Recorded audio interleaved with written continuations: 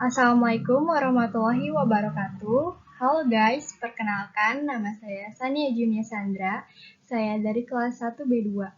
Saya ingin mempresentasikan tentang perkembangan komputer dan aplikasi teknologi informasi. Di sini ada definisi komputer. Komputer merupakan suatu perangkat elektronika yang dapat menerima dan mengolah data menjadi informasi, menjalankan program yang tersimpan dalam memori, serta dapat bekerja secara otomatis dengan aturan tertentu. Komputer berasal dari bahasa Latin yaitu computare yang mengandung arti menghitung. Karena luasnya bidang garapan ilmu komputer, para pakar dan peneliti sedikit berbeda dalam mendefinisikan terminologi komputer. Berikutnya ada sejarah komputer. Sejarah berkembangnya komputer dibagi dalam dua tahap. Yang pertama yaitu tahap sebelum tahun 1940 dan yang kedua yaitu setelah tahun 1940. Di bawah ini ada contoh alat pengolahan data yaitu abacus. Abacus melakukan perhitungan menggunakan biji-biji geser yang diatur pada sebuah rak. Yang kedua yaitu kalkulator roda numerik, ditemukan oleh Blaise Pascal pada tahun 1692. Kalkulator ini menggunakan 8 roda putar bergerigi, seperti gambar di samping ini. Dia memiliki roda putar bergerigi untuk menjumlahkan bilangan hingga 8 digit. Alat ini merupakan alat perhitungan bilangan berbasis 10. Alat ini juga mempunyai kelemahan, yaitu hanya terbatas untuk melakukan penjumlahan.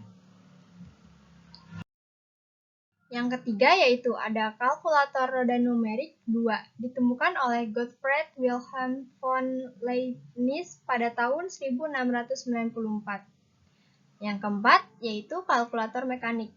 Kalkulator ini ditemukan oleh Charles Xavier Thomas de Colmar.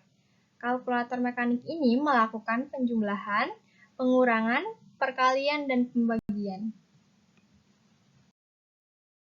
Selanjutnya, tahap kedua yaitu setelah tahun 1940. Tahap kedua ini dibagi dalam 5 generasi. Yang pertama yaitu komputer generasi pertama pada tahun 1940 sampai dengan 1959. Komputer generasi pertama ini menggunakan tabung vakum untuk memproses dan menyimpan data. Berikut contoh komputer generasi pertama. Yang pertama adalah ENIAC atau Electronic Numerical Integrator and Calculator. ENIAC ini dirancang oleh Dr. John Moseley dan Presper Eckert pada tahun 1946. Ini adalah gambar ENIAC.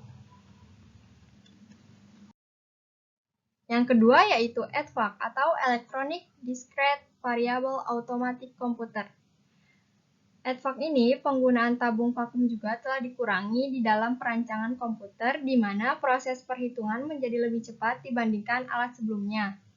Yang ketiga yaitu EDSAC atau Electronic Delay Storage Automatic Calculator. EDSAC ini memperkenalkan penggunaan raksa merkuri dalam tabung untuk menyimpan data. Yang keempat yaitu UNIVAC 1 komputer. Pada tahun 1951, Dr. Moseley dan Eckert menciptakan UNIVAC 1 atau Universal Automatic Calculator. Komputer pertama yang digunakan untuk memproses data perdagangan. Selanjutnya, komputer generasi kedua. Pada tahun 1959 sampai dengan 1964. Pada tahun 1948, penemuan transistor sangat mempengaruhi perkembangan komputer. Transistor menggantikan tabung vakum di televisi, radio, dan komputer. Transistor mulai digunakan di dalam komputer pada tahun 1956. Komputer generasi kedua ini menggantikan bahasa mesin dengan bahasa assembly. Berikut contoh gambar komputer generasi kedua. Selanjutnya, komputer generasi ketiga. Pada tahun 1964, awal 80-an, Jack Kilby, seorang insinyur di Texas Instruments, mengembangkan sirkuit terintegrasi atau IC di tahun 1958. IC mengombinasikan 3 komponen elektronik dalam sebuah piringan silikon kecil yang terbuat dari pasir kuarsa. Kemajuan komputer generasi ketiga lainnya adalah penggunaan sistem operasi atau operating system. Nah, selanjutnya adalah komputer generasi keempat. Komputer generasi keempat ini mengecilkan ukuran sirkuit dan komponen-komponen elektrik. Gambarnya sebagai berikut ya. Yang terakhir yaitu komputer generasi kelima atau komputer generasi masa depan. Sistem yang mampu mengkoordinasikan banyak CPU untuk bekerja secara serempak. Kemajuan lain adalah teknologi superkonduktor yang memungkinkan aliran elektrik tanpa ada hambatan apapun, yang nantinya dapat mempercepat kecepatan informasi. Gambarnya tidak jauh beda dengan komputer generasi keempat.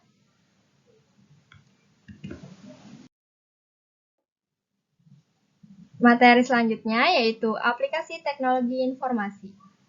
Aplikasi teknologi informasi ini merupakan terapan atau pemanfaatan teknologi informasi pada bidang tertentu. Salah satu ciri khas penerapan teknologi informasi pada suatu bidang adalah munculnya terminologi dengan hambatan awalan huruf E atau M, seperti e-learning atau m-banking. Teknologi informasi atau TI dalam bahasa Inggris dikenal dengan istilah Information Technology atau IT. Adalah sistem umum untuk teknologi apapun yang membantu manusia dalam membuat, mengubah, menyimpan, mengomunikasikan, dan atau menyebarkan informasi. TI menyatukan komputasi dan komunikasi kecepatan tinggi untuk data, suara, dan video. Contoh dari teknologi informasi bukan hanya berupa komputer pribadi, tetapi juga telepon, TV, peralatan rumah tangga elektronik.